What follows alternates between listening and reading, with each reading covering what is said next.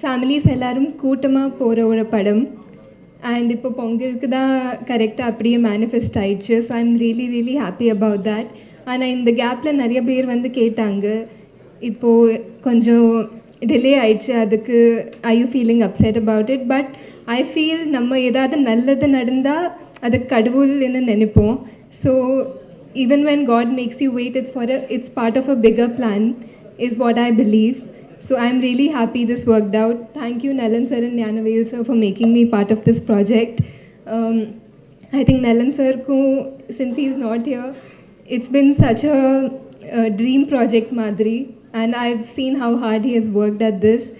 I'm really excited for tomorrow for him, because I think he's truly brilliant and he deserves the best. And Karthi sir, நான் Karthi sir பெரிய fan எல்லாருக்கும் தெரியும். But I think after meeting him I became an even bigger fan. So இந்த வாத்தியார் recreate பண்ணுறது, I think no one could have done it better, because I think your personal goodness and positivity flows into your characters. அண்ட் வாத்தியாருக்கு இருக்கிற அந்த goodness, you have it naturally. And I've learned so much from you off screen about your dedication, how you always come on time. It's such a nice thing to see, because there are so many people and artists that admire you on set, and you're teaching them all amazing things. Santosh Narayan sir, இப்போ இன்னைக்கு release பண்ண sneak பீக்கும் பார்த்தா his music has elevated the film. I'm really excited personally also to witness it tomorrow on screen. நான் நிறையா prepare பண்ணி வரல. I've said a lot. I'm so sorry. I have so much respect for all the artists in this film, all the technicians in this film, George sir as well. I'm really excited. இது வந்து என் first Tamil film. எல்லாரும் support பண்ணுவீங்கன்னு நான் நினைக்கிறேன். Thank you so much. எல்லாருக்கும் புத்தாண்டு வாழ்த்துக்கள். மறுபடியும் எல்லாரையும் சந்திக்கிறதே ரொம்ப சந்தோஷம். போன வருஷம் பயங்கர செலிப்ரேஷனோடு நாங்கள் படத்தை ரிலீஸ் பண்ணுறதுக்கு முயற்சி பண்ணோம். அது தடங்களாகிடுச்சு. எனக்கு முதல் படத்துலேயே அது நடந்திருக்கு. பல தடங்களுக்கு அப்புறம் தான் முதல் படமும் ரிலீஸ் ஆச்சு. அடுத்த படம் அதை விட தடங்களாகிடுச்சு. ஸோ தடங்கள் ஒன்றும் புதுசு இல்லை, பழகினது தான்.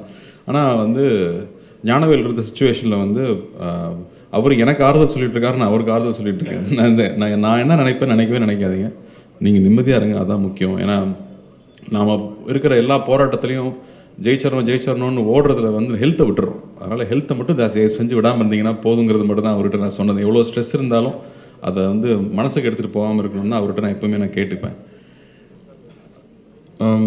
சினிமா பற்றி சொல்லும்போது சின்ன வயசில் அப்பா சொன்ன ஞாபகம் இருக்குது. இது மாதிரி ஒவ்வொரு அரசியலையுமே வந்து அது யாருக்கு போய் சேரணும்னு எழுதியிருக்குன்னு சொல்லுவாங்க. அது மாதிரி சினிமாவில் இருக்கிற ஒவ்வொரு ஃப்ரேம்லையுமே யார் இருக்கணும்னு எழுதியிருக்குன்னு சொல்லுவாங்க. ஏன்னா அவங்க படம் நடித்து முடிச்சுட்டா கூட கடைசியில் தியேட்டரில் வருவோமான்னு தெரியாது, அது கடைசியில் காணாமல் போயிடும்னு சொல்லுவாங்க. ஸோ அப்படி ஏற்கனவே நிறையா விஷயங்கள் நிர்ணயிக்கப்பட்டிருக்கு.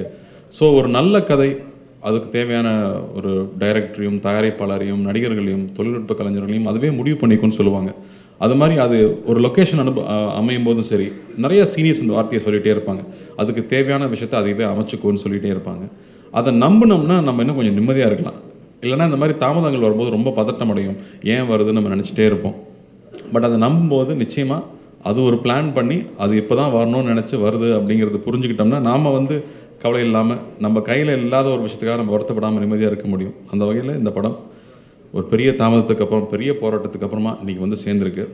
ஞானவேல் சொன்ன மாதிரியே நானும் நிறைய பேருக்கு ரொம்ப நன்றி கடன்பட்டிருக்கேன். முக்கியமாக அண்ணாக்கு அவ்வளோ பெரிய சப்போர்ட்டாக இருந்து இந்த படம் ரிலீஸ் ஆகிறதுக்கு பெரிய உதவியாக இருந்திருக்காரு. அதே மாதிரி ஃபினான்ஷியர்ஸ், டிஸ்ட்ரிபியூட்டர்ஸ், எக்ஸிபிட்டர்ஸ், நிறைய டெக்னீஷியன்ஸ். ஏன்னா வந்து ரிலீஸ் நெருங்க வந்து எல்லாருமே டபுள் த டைம், ஒரு 48 hours 50 hours வந்து தூங்காமல் வேலை செய்ய வேண்டியது இருந்துச்சு அந்த படத்தை கொண்டு வந்து சேர்க்கறதுக்கு. ஸோ எல்லா தொழில்நுட்ப கலைஞர்களுக்கும் இந்த டைமில் நான் என்னோடய நன்றியை தெரிவிச்சுக்கிறேன். நலன் ஏன் இங்கே இல்லைன்னு கேட்டிங்கன்னா, அவர் திருவண்ணாமலையில் கோயில் சாமி கும்பிட்டுருக்காரு. நல்லபடியாக எந்த தடங்களும் இல்லாமல் படம் ரிலீஸ் ஆகி வெற்றி பெறணுங்கிறதுக்காக ஒரு கோயிலில் உட்காந்துருக்காரு. அண்டு நலன் வந்து எல்லாருக்குமே ரொம்ப பிடிச்ச டைரக்டராக இருக்கார். ஆர்டிஸ்ட்க்கு மட்டும் இல்லை, டைரக்டர்ஸ்க்கே பிடிச்ச ஒரு டைரக்டராக இருக்கார். அவர் இந்த கான்செப்ட் கொண்டு வரும்போது நான் ஆடியோ ஃபங்க்ஷன்லேயே பேசியிருந்தேன். ரொம்ப பயமாக இருந்துச்சு, இந்த கேரக்டர் எடுத்து பண்ணுறதுக்கு வந்து ஒரு தனி ட்ரைனிங் வேணும்.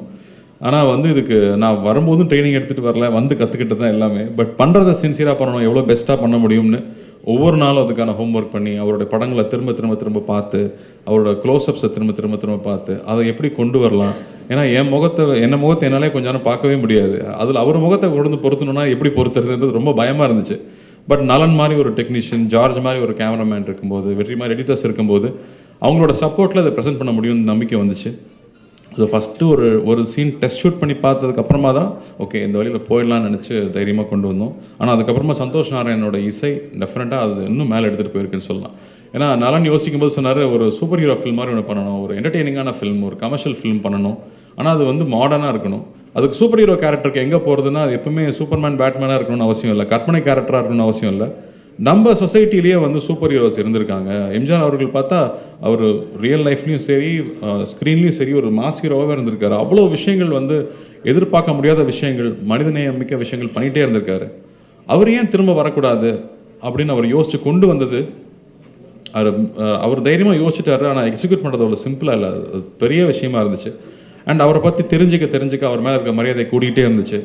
யூஸ்வலாக வந்து படம் ரிலீஸ்க்கு முன்னாடி ஆழ்வார்பேட்டை ஆஞ்சநேயர் கோயிலுக்கு போய் நானும் ஞானவேலும் கும்பிட்டு வருவோம். ஆனால் இந்த வாட்டி வந்து வாத்தியார் வச்சு படம் எடுத்ததுனால அவர் சமாதிக்கு போய் கும்பிடணுன்னு ஆசையாக இருந்துச்சு. அது வச்சுட்ருக்கோம். இன்னும் அவரை பற்றி ஒரு சினிமா எடுக்கணும்னு ஆசைப்பட்றோம். அவருடைய இமேஜ் இன்னும் அவ்வளோ ஸ்ட்ராங்காக இருக்குது.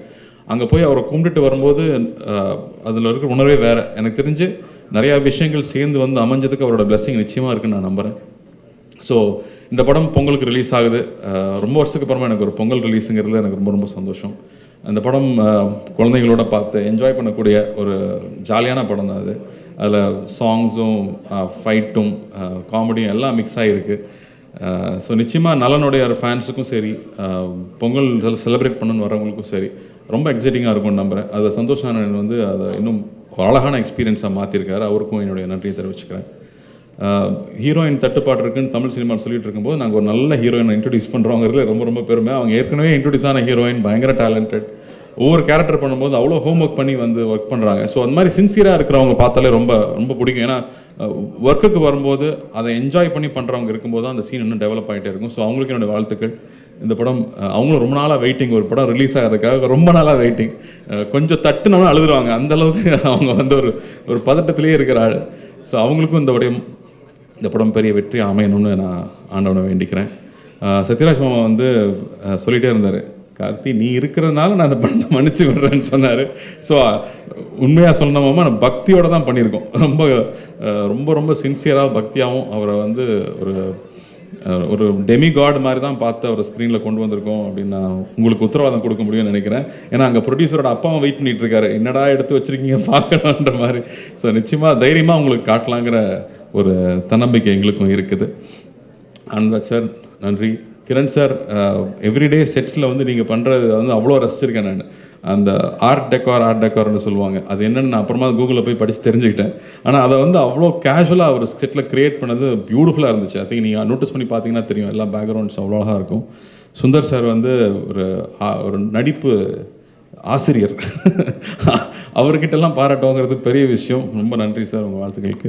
அண்ட் வெற்றி, எவ்வளோ நாள் உட்காந்து செதுக்கியிருப்பீங்கன்னு தெரியும் அந்த படத்துக்கு, உங்களுக்கும் என்னோட நன்றி. And Shilpa, taking bold and unusual characters அவ்வளோ ஈஸி இல்லை, அதை எடுத்துகிட்டு பண்ணதுக்கு உங்களுக்கும் கங்க்ராச்சுலேஷன்ஸ். நம்ம வீட்டில் சம்டைம்ஸ் ரொம்ப டல்லாக உட்காந்துருப்போம். அப்போ வந்து எல்லாம் நன்மைக்கு தான் அப்பா சொல்லுவார். நம்ம அப்போ சொல்லும்போது புரியவே புரியாது, ஆனால் இப்போ புரியுது. ஸோ எல்லாத்துக்குமே ஒரு பிளான் இருக்குது. அந்த வகையில் வந்து விஜய் சார் படம் ஜனநாயகன் தாமதமாக இருந்தாலும் மிக சரியான டைமில் அது கரெக்டாக வரும்னு நான் நம்புகிறேன். அதுக்கு வந்து காலம் சரியான நேரத்தில் கொண்டு வரும்னு நான் நம்புகிறேன். ஏன்னா காலம் நிறையா விஷயங்கள் அந்த மாதிரி டிசைன் பண்ணுது. ஸோ அந்த நம்பிக்கையில் இப்போ பொங்கலுக்கு ரிலீஸ் ஆக போகிற படங்கள் எல்லா படங்களும் பெரிய வெற்றி பெறணும் அண்டு மக்களை சந்தோஷப்படுத்தணும்னு நான் ஆண்டவனை வேண்டிக்கிறேன். நன்றி, வணக்கம். அண்டு எப்பவும் உங்கள் அன்பு தேவை. தேங்க்யூ.